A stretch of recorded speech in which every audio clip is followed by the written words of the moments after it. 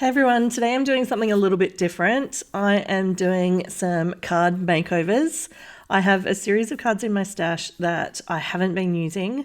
They have sentiments that I use infrequently. They're ones that family and friends don't use as often. And they're also ones that are a little harder to donate to charity.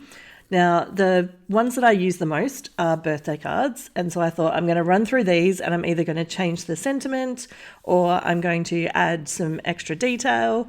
I'm going to do something to these cards that is going to make them more usable so that they're not wasting away in my cupboard and they are being used and enjoyed. Now, this first bundle here, I absolutely love these. These are using, I believe it's the Mama Elephant Little Panda collection. It is from a long time ago and I created these gorgeous cards. Now, most of them I used for a Valentine donation and I kept these and most of them say I love you on them, I think. And so I'm going to go through and turn those into birthday cards. Here is a bit of an eclectic mix. These are things that I created with some leftovers as part of different projects, or where I tried to use the sentiments that come in pattern paper packs. So the ones there in the blue and the neutral colors, they are from a Kaiser Craft paper pad. Kaiser Craft paper pads are brilliant. You get so many sheets in them. I think it's about 36, but then you also get an additional set of, it's either 4 or 6 pieces of pattern paper that is a combination of sentiments and design elements. So little squares or little banners or little things that you can add to your cards. And I tried to use a bunch of those on my cards, and the sentiments themselves, again, I don't use the cards that have sentiments that aren't just a straight up happy birthday or a thank you, or in some instances I use a hello sentiment, and you can see one of those upside down at the top of my screen there. And so maybe that might be one of the cards that I put aside to not make any changes, but you can see with some of these, like here I've got like a little sentiment and it's a gorgeous foiled pattern paper that I've used, but there's not enough of a design element on it to be something that I would go to give it to someone as a card. So I don't sort out all of these cards today, but I do go through quite a few of them, and then I've put the rest of them aside for another project. So if this type of video is helpful to you, then please let me know and I will do some more. The next set of papers here, these are from Cocoa Vanilla. I seem to have quite a few here that are from Australian companies, which is super nice. And you can see I've used elements and there's not a lot on these cards. And again, some of the sentiments are where I've chopped them down from a piece of pattern paper. So they feel a little bit incomplete. So I'm going through and sorting out which ones do I think I need to do some uplift on, which ones do I think are okay as they are. And you can see I'm just creating a couple of different piles here. Will I change the sentiment? Will I add an embellishment? And this part of the process I found really helpful because it really made me think about what do I have? And then if all I'm going to do is run through on these and change the sentiments to be birthdays and then use a couple of basic elements, I'm not going to solve all of the challenges of these cards. Now, these ones here, I have these Kaiser Craft butterfly stickers on a roll. They are so gorgeous. They are, there's no white around the edge and they are matte. So they've got a little bit of foil and sparkle to them. So when you attach them to a project, they don't look like a normal gloss sticker. They look like they could be a pattern paper element, which I really like. And because there's, I think, 6 different colors of the butterflies and then they repeat on the roll, and they're pastel colors, they match in really nicely with the pattern papers that I've got here, which means I used them on a few of the cards, I'm pretty sure. These ones here were part of a sheet load template where I used a Doodlebug pack, and I used not only the Doodlebug pattern papers, but also a bunch of their sticker sets and cutouts.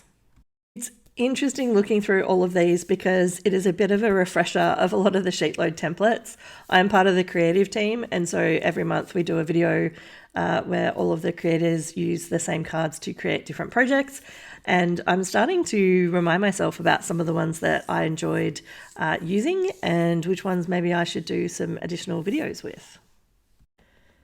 As I'm sorting through these cards, I'm again looking at them and trying to decide which ones are the priority, which ones will I do first.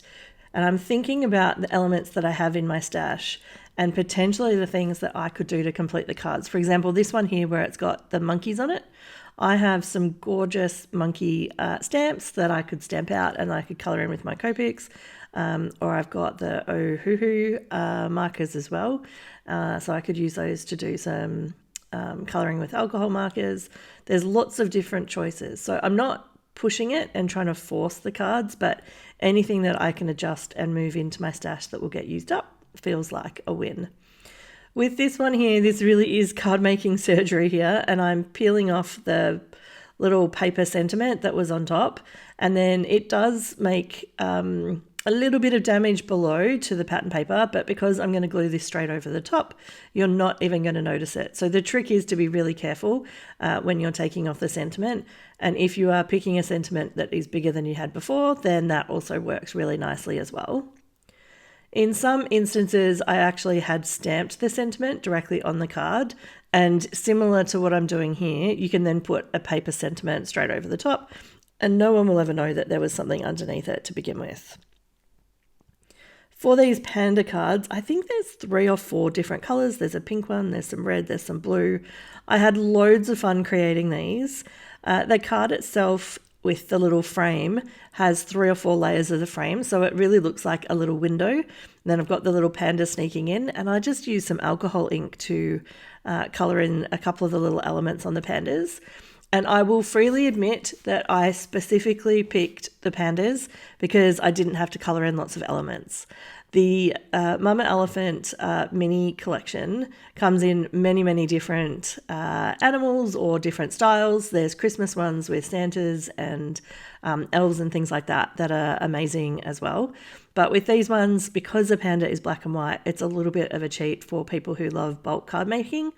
Or if you were wanting to do something regarding, I don't know, maybe some thank you cards after an event, after a party, or you wanted to do something as an invitation perhaps, that is one of my go-to hacks. It is use something that needs a little bit of colour, but most of the element looks great in black and white, and then you can mix and match some elements and they come together quite nicely.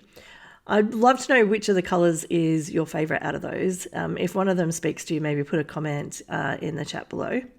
I will try and link to some of the things that I've used today, but honestly, it is such a mismatch of things that probably a lot of the things are either discontinued, and there's lots of elements here, so it'll take me a long time to track them all down. So how about this? If there is something that you are trying to track down and you're not sure what it is, maybe put a comment and I will see if I can find a link for you.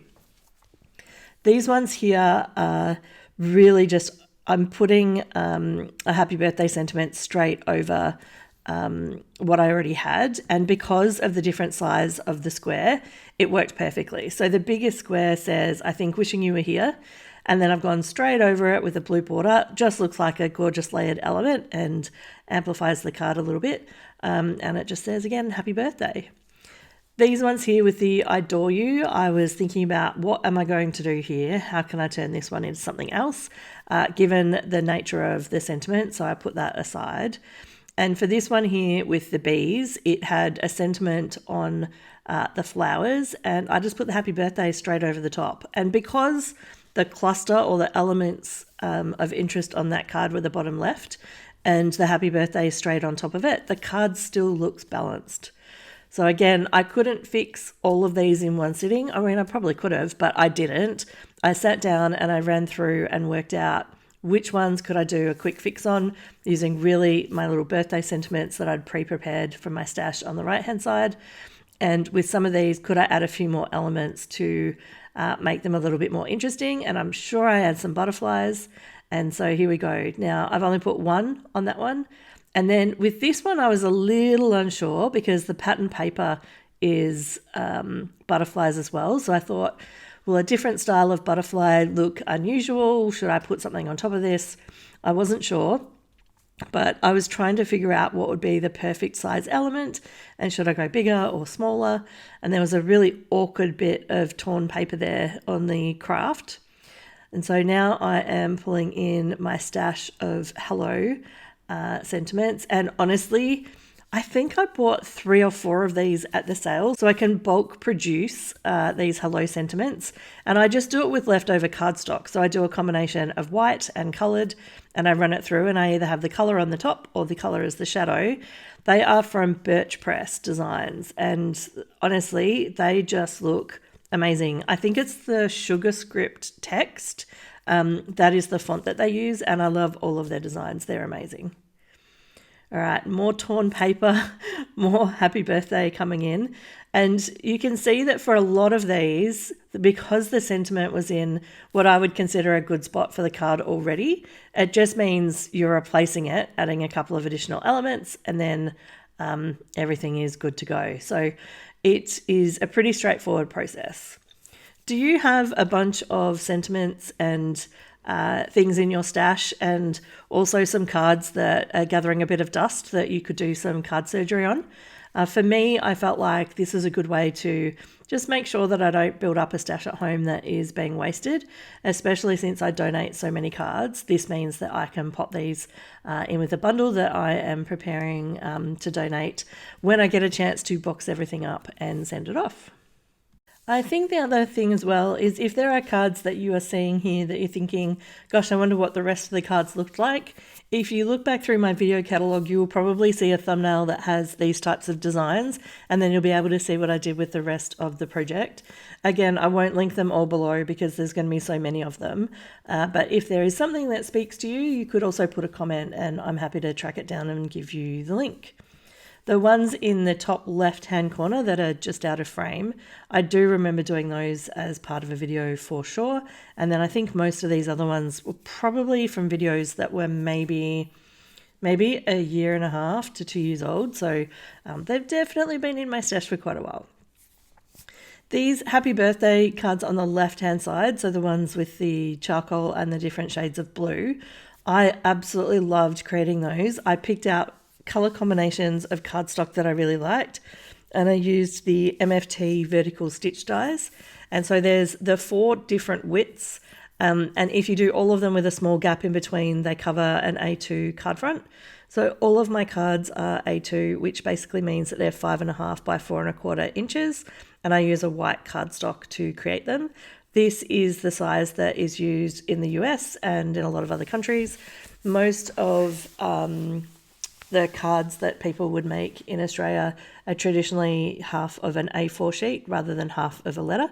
But because I get so many of my craft supplies from overseas, and a lot of people who watch YouTube videos are using letter cardstock, I use that as well and have managed to source some envelopes and things to make that work. So if you are an Australian card maker and having that dilemma of should I use the A2, or I'm not sure what the equivalent is called for Australia. Maybe if someone knows that, they could put that in the bottom for me too. It might help others out.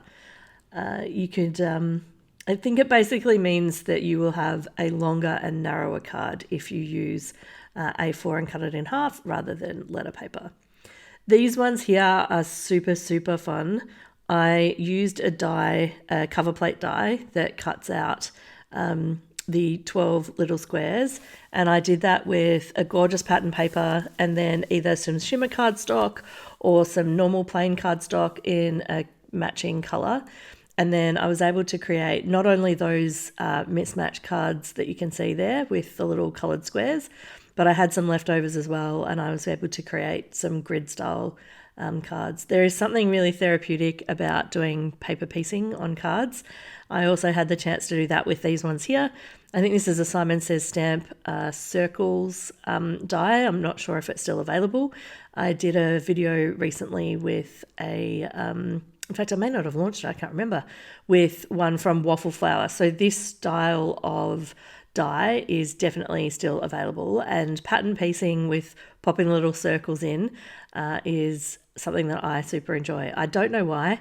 Maybe it's got something to do with the completing the project, you know, how many circles and things that you have, and there's some satisfaction in getting them all completed, which is possibly why I am a bulk card maker as well. I like to be super efficient with my supplies and get the most out of them and use them up so that people can enjoy the cards.